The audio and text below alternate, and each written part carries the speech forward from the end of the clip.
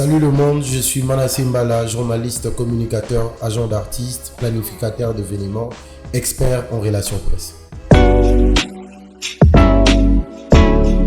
Alors, l'avenir du podcast en RDC semble prometteur, bien qu'il y a encore beaucoup de défis à surmonter pour faire de ça une industrie assez mature, s'il faut le dire.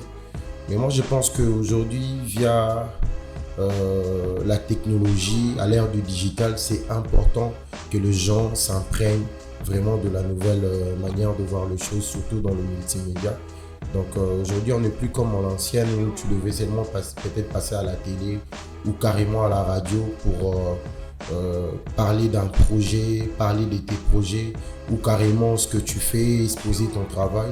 Mais aujourd'hui, via un concept plus facile, via un podcast, tu peux rester chez toi, tu poses un micro, un peu comme moi, comme je l'ai fait ici, c'est JH. Donc, et puis, tu partages ton expérience, tu partages ce que tu sais faire et aussi développer des différentes thématiques avec des différentes personnes, comme on le voit aussi à l'étranger. Mais comme je le disais tantôt, je pense que l'avenir du podcast en RDC est tellement prometteur.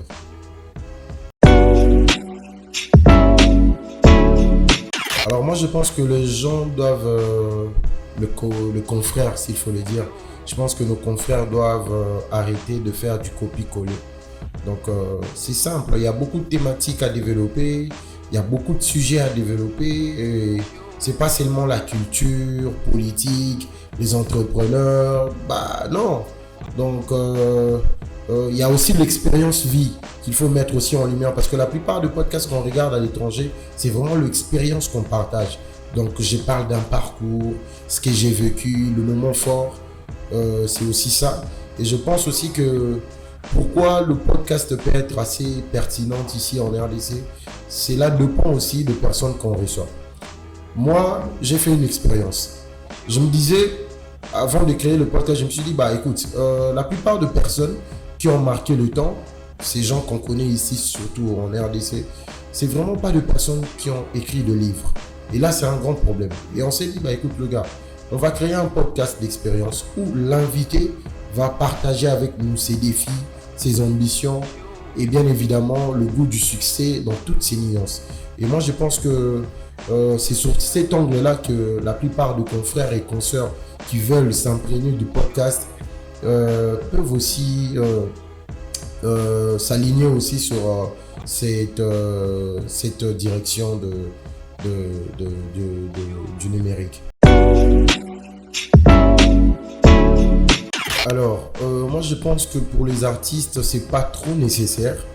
Cela dépend du management aussi, parce que l'artiste n'est pas censé de passer seulement sur un plateau podcast pour enfin trouver sa lumière ou comment, non. Donc tout dépend du management comme je le disais tout à l'heure. Donc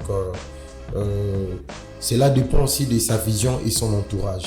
Mais un podcast qui a assez d'audimat, l'audience qu'il faut, je pense que ça peut l'aider aussi à élargir sa visibilité sur le terrain. Ça, c'est vrai. En tout cas, moi, je pense que c'est le numérique qui cause un très grand problème. Parce que jusque-là, on doit le dire sincèrement, le pays n'est pas totalement digitalisé.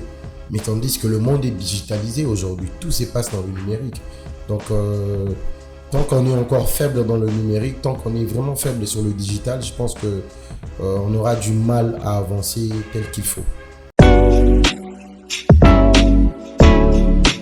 Pas totalement, parce que c'est là deux points aussi. Donc, investir sur un podcast, tu sais pas quand est-ce que tu vas gagner derrière ces projets, mais investir sur un artiste qui a beaucoup de talent, comme tu le sais, comme vous le savez, le Congo regorge vraiment de talent et il faut faire le tour du Congo pour réaliser combien on est fort artistiquement. Et du coup, moi, je pense que je vais miser sur un artiste s'il faut vraiment voir à quelle mesure on peut avoir un très bon calendrier de management avec un très bon investissement. L'artiste peut péter, vraiment, et je pense que c'est ça. Donc, je ne vais pas miser sur un podcast, je vais miser sur l'artiste. très grand. Aujourd'hui, il y a pas mal de gens qui ont créé ce genre de concept. Il y a mon ami Naël, il y a Olivier Fouambas Limito qui a Mololo qui marche super bien. Il y a Vibes, c'est encore comment Amical Vibes avec Naël. En tout cas, l'avenir est grand et demain sera meilleur. Dans la vie, il ne faut jamais se fatiguer. Un gagnant ne lâche jamais. Donc, fonce, continue jusqu'à ce que tout deviendra facile. C'était Manasseh Mbala, le pragmatique. C'était un grand plaisir de partager ces moments. Merci.